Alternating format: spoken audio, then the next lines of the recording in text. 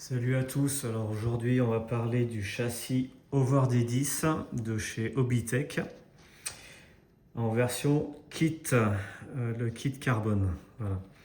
Donc l'Over D10 qui se présente comme ça. Donc là c'est la petite notice avec les instructions de montage. Donc Hobbytech a développé et conçu en France. Ils sont sur Toulouse. L'équipe est plutôt sympa si vous avez déjà eu l'occasion peut-être de les voir au Model Festival. Voilà, donc aujourd'hui on va parler de ce châssis et on va voir les points positifs, les points négatifs, ce qui est bien, ce qui est moins bien. Et on va parler aussi un peu des choses à vérifier au niveau des réglages. De façon à avoir les choses importantes à contrôler quand on a fini de monter le kit.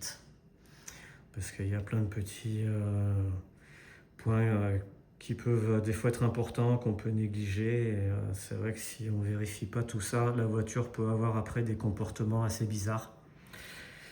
Et des fois, c'est des petites bêtises. Donc cette notice, bon, elle est plutôt bien faite. Elle est plutôt pas mal. On retrouve la liste du matériel. Il y a plusieurs étapes de montage. Voilà, donc on commence par l'avant, les triangles, tout le train avant qui se met en place. Donc là après il y a un peu d'électronique, mais ça sera monté dans un second temps. Pour l'instant c'est vraiment le châssis nu, on va dire. Là on commence à basculer donc sur la partie arrière. Voilà, donc il y aura le montage du moteur par la suite.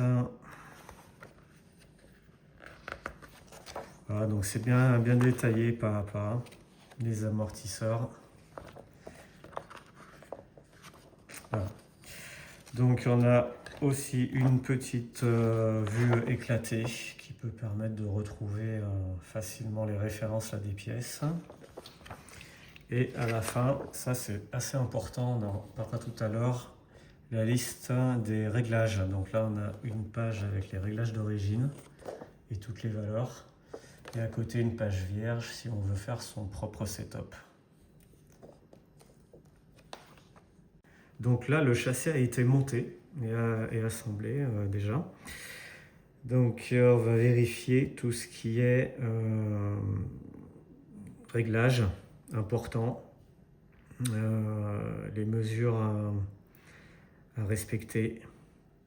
Donc qu'est-ce qu'on peut dire de ce châssis à première vue? C'est vrai que ce châssis il est plutôt joli déjà. Il y a des belles pièces, il y a des pièces taillées dans la masse, voilà, comme les petits renforts là sur l'arrière. Le support moteur, donc qui sont de couleur dorée, plutôt sympa, ça ressort bien avec le carbone, ça contraste. Une petite pièce aussi taillée dans la masse sur l'avant qui est sympa. Les amortisseurs dorés qui rappellent un peu les autres pièces. Voilà, donc là je les ai pas fixés les amortisseurs sur la partie basse, je vous dirai pourquoi après.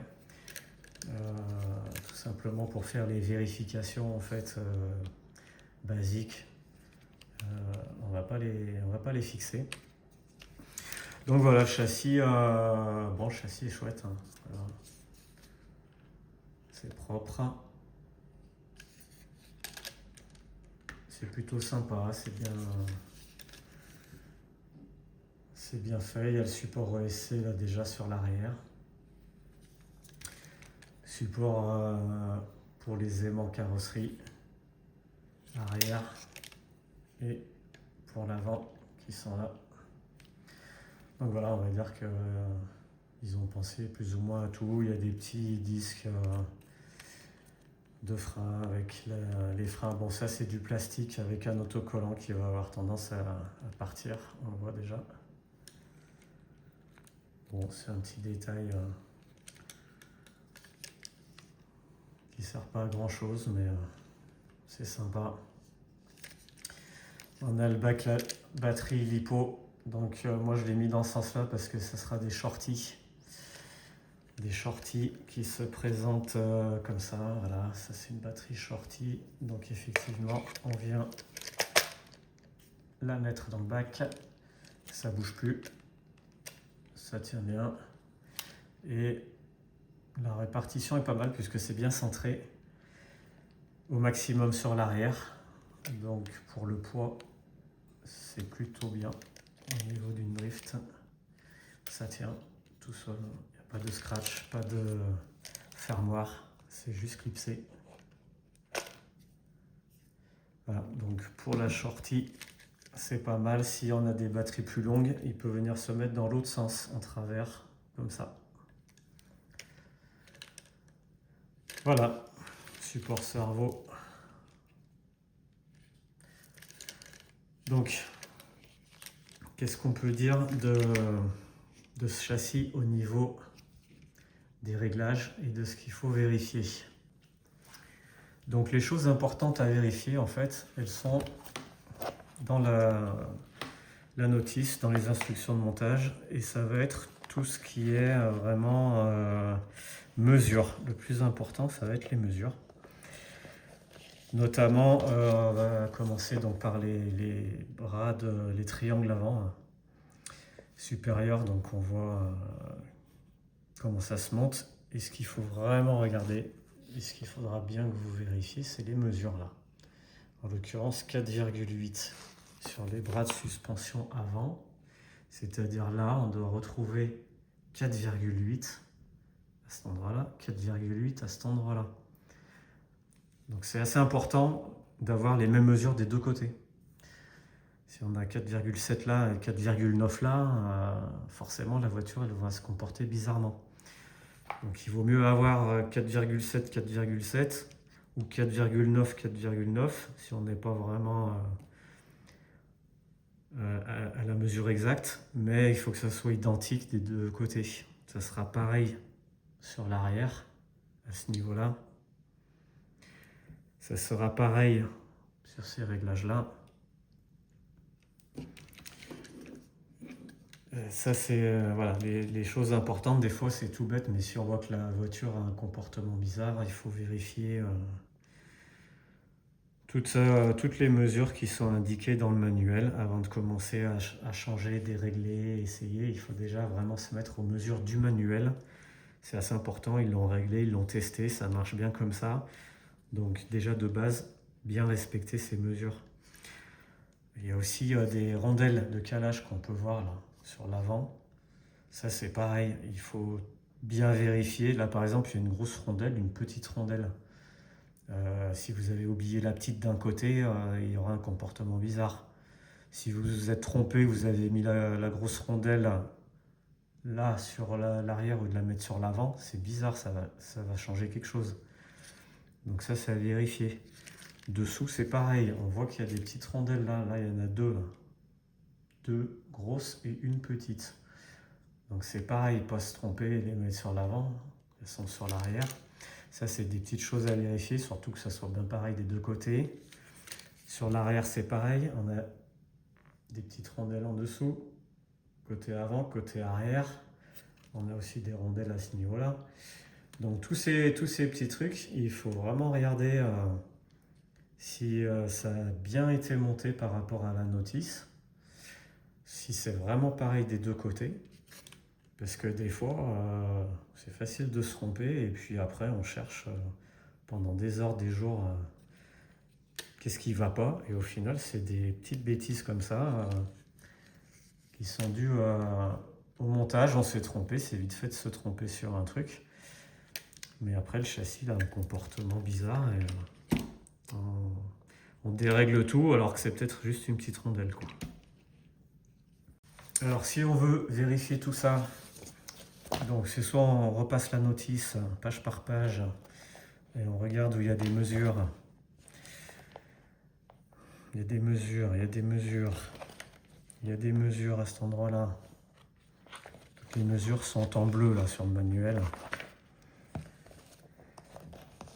Ça va être pareil après au niveau du train arrière. Donc on va retrouver